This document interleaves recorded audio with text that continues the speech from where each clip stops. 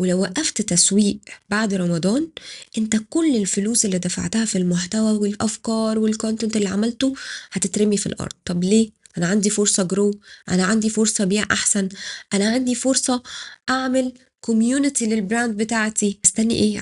عايز تسيب كل ده ليه؟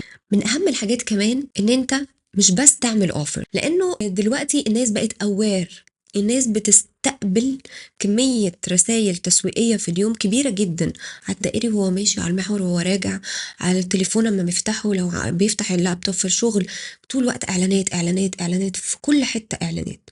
فهو عشان يشتري منك لازم يحس ان انت ما بتبيعلوش.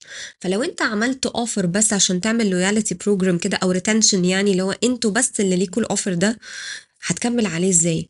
فلازم تبقى في علاقة، تبني علاقة بينك وبين الكلاينت، يبقى هو قاعد مستني ايه الجديد، يبقى هو قاعد يشوف هو ايه الكونتنت بتاعه من النهارده، حتى لو مش هيشتري. عارف جو السيف ده، اللي هو انت بتنزل كونت فهو بيعمل سيف، تنزل كونت بيعمل سيف، انت بتبعت له ايميل معين فبيعمله ستار عشان يفضل متابع الكونتنت بتاعك.